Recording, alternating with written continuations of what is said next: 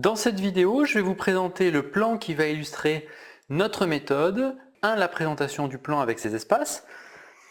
On rentre dans l'entrée, sur un hall d'entrée qui débouche sur un séjour et qui débouche également sur une terrasse ouverte. La terrasse ouverte communique également avec la chambre parent. Du hall d'entrée, on accède également à la cuisine qui débouche sur une terrasse fermée à l'arrière. Cette terrasse fermée donne également accès à la chambre enfant. Si je repars de hall d'entrée, on accède à un couloir qui débouche sur un placard. Également ici, un autre placard, un cagibi. On entre ici dans la chambre enfant. On accède ici à un WC. Et on accède ici à la salle de bain qui est privative avec la chambre parent. Du côté technique, nous avons des murs porteurs, ici, ici, ici et ici. Et bien sûr, les murs extérieurs, ici et ici. À quoi reconnaît-on un mur porteur? À son épaisseur. À partir de 15 cm, vous pouvez considérer que c'est porteur. Ici, nous avons des cloisons de 7 à 10 cm. Ça, ce sont les cloisons non porteuses. Attention en rénovation, ces cloisons peuvent devenir semi-porteuses avec le temps. Si on envisage de démolir cette cloison pour le projet, il faudra déjà se rapprocher d'un professionnel pour savoir ce qu'il est possible de faire. Il faudra certainement prévoir un renfort en partie haute. Ensuite, pour l'aspect technique, nous avons ici où est indiqué fusible le placard EDF. On essaiera de ne pas y toucher dans le projet pour éviter des frais. Ici, nous avons deux colonnes techniques, deux gaines techniques, dans lesquelles sont positionnés les VMC, ventilation mécanique contrôlée, pour extracter l'air vicié de la cuisine et des WC. Dans ces deux gaines techniques figurent également les chutes d'évacuation de tout l'immeuble pour les WC. Point numéro 2, donc le programme de ce projet. Le programme de ce projet, ici c'est un 3 pièces, il faut le transformer en 4 pièces. Pourquoi? Il faut créer une chambre en plus. C'est un couple d'une trentaine d'années qui a 3 enfants et actuellement nous avons uniquement 2 chambres.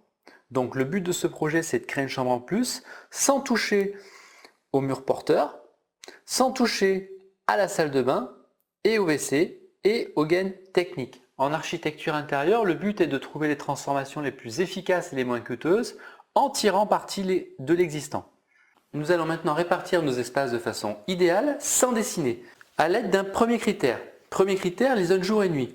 Je rappelle ce que sont les zones jour et nuit. La zone jour correspond aux espaces cuisine, salon, salle à manger, et la zone nuit correspond aux espaces plus intimes comme les chambres ainsi que la salle de bain et les WC.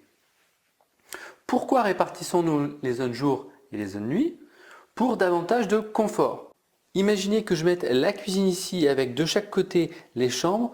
Au niveau acoustique, c'est vraiment pas terrible. Donc on regroupe les espaces de la zone jour qui sont les zones d'activité et les espaces de la zone nuit qui sont les zones plus calmes et plus intimes. Donc si je trace la zone jour et nuit actuelle, cela donne ça. Là, ce qu'on peut s'apercevoir, c'est que la zone jour et la zone nuit sont bien délimitées. Maintenant, nous allons essayer de l'optimiser par rapport à l'exposition du soleil. Ici, le soleil arrive par ici avec les deux ouvertures existantes. Si j'avais eu les ouvertures ici, ma zone jour était bien exposée et la zone nuit également. Dans notre cas, les ouvertures sont ici et l'exposition solaire est ici. Voici ce que vous allez faire maintenant. Vous allez découper l'intérieur du plan existant, comme je l'ai fait ici, positionner une feuille blanche à l'arrière et scotcher ces deux feuilles ici sur le côté pour avoir une sorte de livre ouvert. Pourquoi? Pour travailler plus facilement. Donc là, ici, qu'est-ce que j'ai fait? J'ai positionné de façon idéale mes espaces de la zone nuit, c'est-à-dire ici au nord, et mes espaces de la zone jour, ici, davantage au soleil, au sud. En conservant les WC et la salle de bain ici, car les clients ne souhaitent pas toucher à ces deux espaces. Ici, petite note, la cuisine aurait pu être au milieu. Pour l'instant, ça n'est pas important. Nous répartissons les zones jour et les zones nuit de façon idéale. Donc, deuxième critère maintenant pour répartir nos espaces de façon idéale, les menuiseries extérieures. Nous allons répartir nos post-it de la zone nuit pour révéler ensuite la zone jour. Pourquoi nous démarrons par la zone nuit? Parce que les espaces de la zone nuit sont compressibles. C'est-à-dire qu'on va leur octroyer le minimum de surface. Pourquoi? Parce que c'est les espaces là où vous passez le moins de temps, où vous dormez. Pour révéler ensuite la plus grande surface disponible pour la zone jour. Donc, si je répartis mes espaces de la zone nuit en fonction des menuiseries extérieures, je vois de suite que pour les 3 chambres, ça ne fonctionne pas actuellement. J'ai 2 ouvertures et 3 chambres. Donc mathématiquement, j'ai une chambre qui disparaît pour aménager mes 2 chambres avec ici mes 2 ouvertures.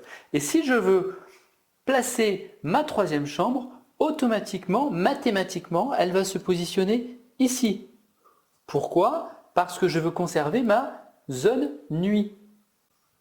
Et donc notre zone jour va se retrouver ici. 3e critère maintenant pour trouver la répartition idéale de nos espaces, la plomberie. La plomberie conditionne la répartition des espaces intérieurs, surtout en rénovation. Le but va être de rapprocher ici notre cuisine, soit des gaines existantes, ici et ici, soit des équipements sanitaires existants sur lesquels on va venir se connecter.